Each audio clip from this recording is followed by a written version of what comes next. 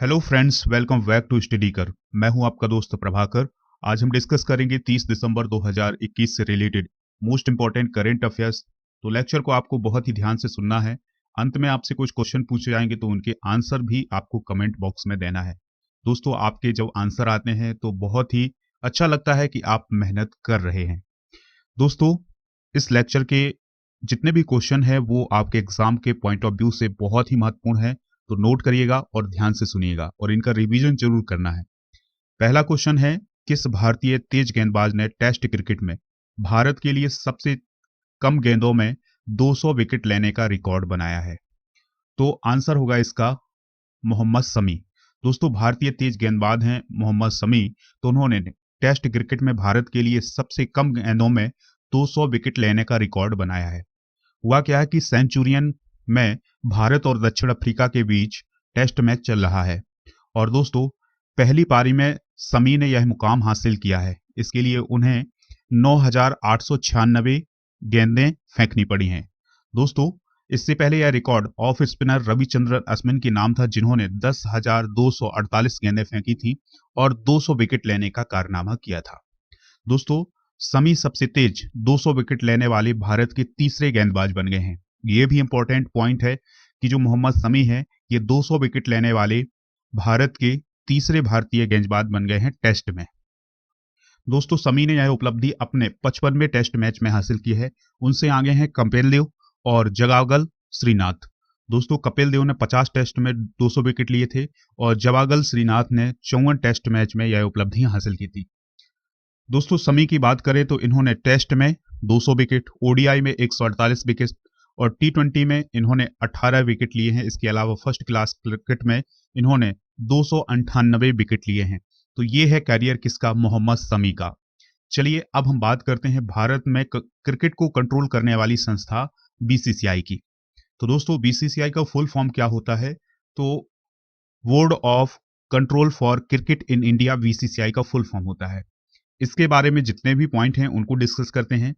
BCCI को founded किया गया था 1928 में, यानी आज से 93 साल पहले इसको फाउंड किया गया था। हेडक्वार्टर कहाँ है? वानखेड़े स्टेडियम में। दोस्तों, वानखेड़े स्टेडियम कहाँ है? दोस्त, मुंबई में, यानी महाराष्ट्र में। प्रेसिडेंट कौन है बीसीसीआई के वर्तमान में? तो वो हैं सौरव गांगुली, जो कि भारतीय क्रिकेट टीम के पूर्व कप्तान रह चुके हैं और बहुत ही बड़े अचीवमेंट हैं इनके नाम। तो याद रखिएगा, जो सौरभ गांगुली हैं वो बीसीसीआई के वर्तमान में प्रेसिडेंट हैं। वाइस प्रेसिडेंट कौन है? राजीव शुक्ला हैं और सेक्रेटरी कौन है? जय शाह हैं। इसके अलावा जो पुरुष टीम है भारतीय क्रिकेट की, तो उसके कोच कौन है? तो राहुल द्रविड़ हैं और वुमेन्स टीम के कोच कौन है? रमेश पंवार हैं। तो ये सभी पॉइंट आपको याद रखना है। दोस्तों, कोच का जरूर पॉइंट याद रखिएगा, क्योंकि इन दोनों कोचों की अभी हाल ही के दिनों में नियुक्ति की गई है। किसकी किसकी? राहुल द्रविड़ की और रमेश पंवार की। अगला प्रश्न है, कौन सा भारतीय विकेट कीपर 26 मैचों में 100 शिकार करने वाला भारत का पहला विकेट कीपर बन गया है? तो दोस्तों, उनका नाम है ऋषभ पंत। तो भारतीय क्रिकेट टीम के विकेट कीपर हैं ऋषभ पंत। तो उन्होंने साउथ अफ्रीका के खिलाफ खेली जा रही टेस्ट सीरीज में यह खास रिकॉर्ड बनाया है और उन्होंने 26 मैचों में कितने शिकार कर लिए हैं? 100 शिकार कर लिए हैं। और दोस्तों, याद रखिएगा, 100 टेस्ट शिकार हैं। तो दोस्तों, शिकार करने का अर्थ ये होता है कि विकेट के पीछे इन्होंने स्टंपिंग की है या फिर कैच पकड़ा है या रन आउट किया है, तो इस प्रकार से कहा जाता है कि शिकार किया है। तो उन्होंने 100 शिकार किए हैं।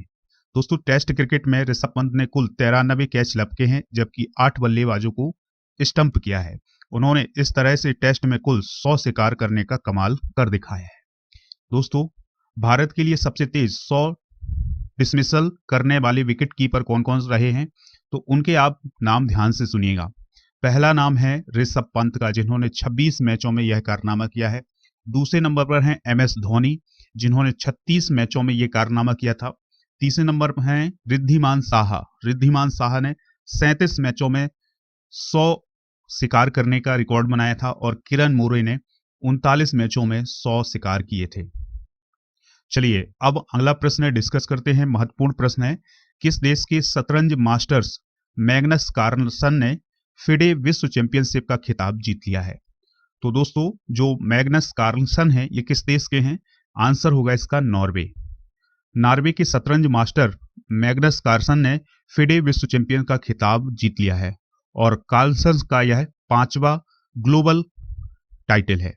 दोस्तों बात करें अगर हम मैग्नस कार्लसन की, तो ये किस देश के हैं? नॉर्वे के हैं और ये 2004 में ग्रैंड मास्टर बने थे। वर्ल्ड चैंपियन कब बने हैं? 2013 में, और 2013 से आज तक वो वर्ल्ड चैंपियन ही हैं। और फिडे रेटिंग की बात करें तो दिसंबर 2021 में इनकी फिडे रेटिंग थी 2856। इसके अलावा इनकी जो रैंकिंग है ये दिसंबर 2021 में नंबर 1 रैंकिंग रही है। चलिए अब हम बात करते हैं दोस्तों फिडे की। तो ये जो फिडे है ये शतरंज को कंट्रोल करने वाली संस्था होती है। तो इसका मुख्यालय कहाँ है? ये सबसे इंपॉर्टेंट पॉइंट होता है। किसी भी खेल संस्था का मुख्यालय आपके एग्जाम में पूछा जा सकता है। तो जो फिडे है उसका मुख्यालय कहाँ है? तो लुसाने स्विट्जरलैंड में है और यह एक इंटरनेशनल ऑर्गेनाइजेशन है जिसकी स्थापना 20 जुलाई 1924 को की गई थी। इसके मेंबर कितने हैं? 195 जो हैं इसके मेंबर हैं, यानी फिडे के मेंबर कितने हैं? 195। चलिए अगला क्वेश्चन डिस्कस करते हैं। इंपॉर्टेंट क्वेश्चन है, पर्यावरण, वन और जलवायु परिवर्तन मंत्रालय में वन महानिदेशक और विशेष सचिव के रूप में किसे नियुक्त किया गया है? आंसर होगा इसका चंद्र प्रकाश गोयल को। दोस्तों भारतीय वन सेवा यानी इंडियन फॉरेस्ट ने चंद्र प्रकाश गोयल को भारतीय वन, पर्यावरण और जलवायु परिवर्तन मंत्रालय के वन महानिदेशक और विशेष सचिव के रूप में उन्हें नियुक्त किया है और ये IFS ऑफिसर हैं। दोस्तों बात करते हैं अगर हम ministry of environment, forest and climate change की, तो इसके रिस्पॉन्सिबल मिनिस्टर कौन है? यानी ministry of environment, forest and climate change के मिनिस्टर कौन है? तो उनका नाम है भूपेंद्र यादव, जो कि कैबिनेट मिनिस्टर हैं। और मिनिस्टर ऑफ स्टेट यानी राज्य मंत्री कौन है? तो वो हैं अश्विनी कुमार चौबे। दोस्तों अगर आपको इस लेक्चर का PDF चाहिए तो टेलीग्राम चैनल जरूर ज्वाइन कर लीजिएगा, जिसका लिंक आपको डिस्क्रिप्शन बॉक्स में मिल जाएगा। अगला प्रश्न है, बहुत ही महत्वपूर्ण प्रश्न है। दोस्तों प्रश्न को डिस्कस करने से पहले आपको बता दें कि लाइक शेयर जरूर करना है इस लेक्चर को, जिससे स्टडी कर को सपोर्ट मिल सके। अगला प्रश्न है, कौन सा देश संयुक्त राष्ट्र सुरक्षा परिषद की आतंकवाद विरोधी समिति की अध्यक्षता करेगा? आंसर होगा इसका भारत। दोस्तों भारत 10 साल बाद जनवरी 2022 में संयुक्त राष्ट्र सुरक्षा परिषद की आतंकवाद विरोधी समिति की अध्यक्षता करने वाला है। पिछली बार भारत ने यह अध्यक्षता की थी 2012 में। दोस्तों सिक्योरिटी काउंसिल ने अमेरिका में 9/11 आतंकवादी हमले के बाद 28 दिसंबर 2001 को आतंकवाद विरोधी समिति की स्थापना की थी और इसका उद्देश्य ये होता है कि घरेलू और दुनिया में आतंकवादी गतिविधियों का मुकाबला करना। यानी दोस्तों इसका ये उद्देश्य ये है कि हर एक देश जो है वो अपने देश में और पूरी दुनिया में आतंकवादी गतिविधियों को रोकने के लिए काम करे और उनका मुकाबला करे। तो जो दोस्तों संयुक्त राष्ट्र संघ की आतंकवाद विरोधी समिति है उसकी अध्यक्षता कौन सा देश करेगा? भारत करेगा। बात करते हैं दोस्तों यूनाइटेड नेशन सिक्योरिटी काउंसिल की यानी सुरक्षा परिषद की। तो इसका फॉर्मेशन हुआ था 24 अक्टूबर 1945 को। कब हुआ था? 24 अक्टूबर 1945 को। इसके कुल टोटल 15 मेंबर होते हैं, जिसमें से कुछ परमानेंट होते हैं और दोस्तों स्थायी और अस्थायी होते हैं। तो स्थायी जो सदस्य हैं उनकी संख्या है 5 और जो अस्थायी सदस्य हैं उनकी संख्या कितनी है? 10 है। तो भारत की बात करें तो भारत जो है संयुक्त राष्ट्र सुरक्षा परिषद का अस्थायी सदस्य है, जिसका कार्यकाल होता है 2 वर्ष का, और जो परमानेंट मेंबर हैं उनका कोई कार्यकाल नहीं होता है, वो तो परमानेंट हैं ही। तो बात कर लेते हैं कि परमानेंट मेंबर कौन कौन है संयुक्त राष्ट्र सुरक्षा परिषद के। तो पहला है चाइना, दूसरे नंबर पर है फ्रांस, तीसरा है रसिया, चौथे नंबर पर है यूनाइटेड किंगडम यानी UK और 5वें नंबर पर है यूनाइटेड स्टेट। तो ये 5 मेंबर हैं संयुक्त राष्ट्र सुरक्षा परिषद के। अगला प्रश्न डिस्कस करने से पहले दोस्तों आज का स्टडी कर नॉलेज डिस्कस कर लेते हैं, जिसमें हम जनरल नॉलेज के कुछ महत्वपूर्ण प्रश्नों को, यानी जो सामान्य अध्ययन से रिलेटेड हैं या आपके एग्जाम में बार बार पूछे जाते हैं, तो ऐसे प्रश्नों को हम डिस्कस करेंगे। तो पहला प्रश्न सुनिएगा, मानव शरीर की सबसे बड़ी अंतःस्रावी ग्रंथि कौन सी है? आंसर होगा इसका थायराइड। दोस्तों जन्म के बाद मानव के किस ऊतक में कोई भी कोश का विभाजन नहीं होता है? तो जन्म के बाद जो मानव की तंत्र का तंत्र है या तंत्र का ऊतक होता है, उसमें किसी भी प्रकार का विभाजन नहीं होता है। लेकिन याद रखिएगा कि जन्म के पहले इसी तंत्र का तंत्र में या तंत्र का ऊतक में विभाजन होता है। किस उपकरण का उपयोग अवशोषित या विकसित ऊष्मा को मापने के लिए किया जाता है? तो कैलोरीमीटर का उपयोग किया जाता है ऊष्मा, अवशोषित ऊष्मा या विकसित ऊष्मा को मापने के लिए। 1192 ईस्वी में तराइन की द्वितीय युद्ध में पृथ्वीराज चौहान को किसने पराजित किया था? तो बहुत ही महत्वपूर्ण क्वेश्चन है, तो आंसर होगा इसका मोहम्मद गौरी ने। अगला प्रश्न है, भारतीय संविधान के अनुच्छेदों में से कौन सा राष्ट्रीय एससी आयोग से संबंधित है? यानी शेड्यूल कास्ट जो आयोग है उससे संबंधित कौन सा अनुच्छेद है भारतीय संविधान का? तो आंसर होगा अनुच्छेद 338। चलिए अब करंट की ओर बढ़ते हैं और अगला प्रश्न, छठवां प्रश्न डिस्कस करते हैं। तो किसे भारतीय नौसेना अकादमी का कमांडेंट नियुक्त किया गया है? तो हाल ही में किसे भारतीय नौसेना अकादमी का कमांडेंट बनाया गया है? आंसर है इसका पुनीत बहल। दोस्तों पुनीत बहल को 26 दिसंबर 2021 को इंडियन नेवल एकेडमी जो कि एझिमाला में है उसका कमांडेंट नियुक्त किया गया है। दोस्तों पुनीत बहल को 2020 में अति विशिष्ट सेवा पदक, 2015 में विशिष्ट सेवा पदक से सम्मानित किया जा चुका है।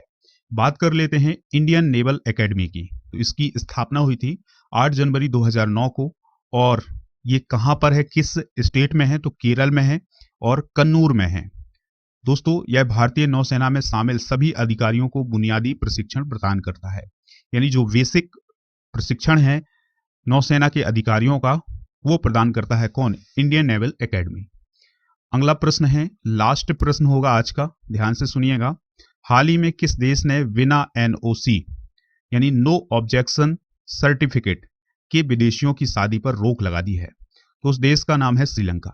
यानी दोस्तों अब श्रीलंका में बिना एनओसी के कोई भी विदेशी शादी नहीं कर सकता है। ऐसा क्यों किया गया है? सुरक्षा कारणों से। तो दोस्तों सुरक्षा कारणों के कारण श्रीलंका में अब कोई भी विदेशी बिना एनओसी के यानी नो ऑब्जेक्शन सर्टिफिकेट के शादी नहीं कर सकता है। और ये जो एनओसी है ये सरकार से लेनी पड़ेगी। तो आप याद रखिएगा कि श्रीलंका में बिना एनओसी के अब शादी नहीं हो सकती है। अगर हम बात करें श्रीलंका की, तो श्रीलंका की बात करें तो यहाँ के जो प्रेसिडेंट हैं वो कौन है? गोटबाया राजपक्षे हैं। प्राइम मिनिस्टर है महिंदा राजपक्षे। और कैपिटल क्या है इसकी? तो जयवर्धनेपुरा है और कोलंबो भी इसकी राजधानी है। तो श्रीलंका जो है एक द्वीपीय देश है, भारत का पड़ोसी देश है। और भारत और श्रीलंका के बीच में कौन सी खाड़ी है ये भी याद रखिएगा, गल्फ ऑफ मन्नार है, यानी मन्नार की खाड़ी है। चलिए फ्रेंड्स, आज की जितने भी हमने करंट अफेयर्स के क्वेश्चन डिस्कस किए हैं उनका एक बार फिर से रिवीजन कर लेते हैं। तो आपको ध्यान से सुनना है। पहला प्रश्न है, किस भारतीय तेज गेंदबाज ने टेस्ट क्रिकेट में भारत के लिए सबसे कम गेंदों में 200 विकेट लेने का रिकॉर्ड बनाया है? आंसर होगा मोहम्मद शमी। अगला प्रश्न था, कौन सा भारतीय विकेट कीपर 26 मैचों में 100 शिकार करने वाला भारत का पहला विकेट कीपर बन गया है? आंसर होगा इसका ऋषभ पंत। दोस्तों किस देश के शतरंज मास्टर मैग्नस कार्लसन ने फिडे विश्व चैंपियनशिप का खिताब जीत लिया है? आंसर होगा नॉर्वे। पर्यावरण, वन एवं जलवायु परिवर्तन मंत्रालय में वन महानिदेशक और विशेष सचिव के रूप में किसे नियुक्त किया गया है? चंद्र प्रकाश गोयल को। चलिए अगला प्रश्न डिस्कस करते हैं, कौन सा देश संयुक्त राष्ट्र सुरक्षा परिषद की आतंकवाद विरोधी समिति की अध्यक्षता करेगा? तो देश का नाम है भारत। किसे भारतीय नौसेना अकादमी का कमांडेंट नियुक्त किया गया है? आंसर हो गया इसका पुनीत बहल को। दोस्तों लास्ट क्वेश्चन था, हाल ही में किस देश ने बिना एनओसी के विदेशियों की शादी पर रोक लगा दी है? आंसर होगा इसका श्रीलंका। चलिए दोस्तों अब हम वो क्वेश्चन डिस्कस करते हैं जिनके आंसर आपको कमेंट बॉक्स में देना है। तो पहला आंसर है, बीसीसीआई के वर्तमान में सचिव यानी सेक्रेटरी कौन है? दूसरा है, संयुक्त राष्ट्र सुरक्षा परिषद के स्थायी सदस्य कितने हैं? तीसरा क्वेश्चन है, संयुक्त राष्ट्र सुरक्षा परिषद की स्थापना कब की गई थी? और चौथा क्वेश्चन है, वर्तमान में पर्यावरण, वन और जलवायु परिवर्तन मंत्री कौन है? तो इन चारों प्रश्नों के आंसर आप कमेंट बॉक्स में जरूर दीजिएगा। कल के सही और सटीक आंसर दिए हैं महेंद्र सिंह और तान्या साक्य ने। दोस्तों आप स्टडी कर को खबरिया पर फॉलो कर लीजिएगा, जहां पर आपको इंपॉर्टेंट ऑडियो लेक्चर मिलेंगे। इसके अलावा अगर आप मेरा मॉडर्न इंडियन हिस्ट्री का ऑडियो कोर्स फ्री में ज्वाइन करना चाहते हैं तो उसके लिए एक कोड यूज करिएगा। कोड है studyकर01। क्या है दोस्तों कोड? स्टडी कर 01। जैसे आप ये कोड यूज करेंगे आप उस कोर्स को फ्री में ज्वाइन कर लेंगे। इसका लिंक आपको डिस्क्रिप्शन बॉक्स में मिल जाएगा। आप हमसे व्हाट्सएप के माध्यम से भी संपर्क कर सकते हैं। व्हाट्सएप नंबर है 8602 319713। दोस्तों एक और महत्वपूर्ण सूचना है कि आप राजा गुप्ता को अनअकैडमी पर फॉलो कर लीजिएगा, जहां पर आपको उनकी स्पेशल क्लासेस, लाइव क्लासेस मिलेंगी। और जो दिसंबर माह में अनअकैडमी में जो बैचेज स्टार्ट हुए हैं, अगर आप उनको परचेज करना चाहते हैं या उनको ज्वाइन करना चाहते हैं, तो उसके लिए आपको एक रेफरल कोड यूज करना होगा, राजा नंबर 1। क्या है? रेफरल कोड राजा नंबर 1। इसके अलावा अनअकैडमी पर आप कोई भी फ्री क्लास भी ज्वाइन करना चाहते हैं, तो फ्री क्लास के लिए भी आप कोड यूज करिएगा राजा नंबर 1। अगर आपको ये लेक्चर पसंद आया है तो लाइक शेयर जरूर कर दीजिएगा और कमेंट बॉक्स में अपना फीडबैक जरूर दीजिएगा। जय हिंद, वंदे मातरम।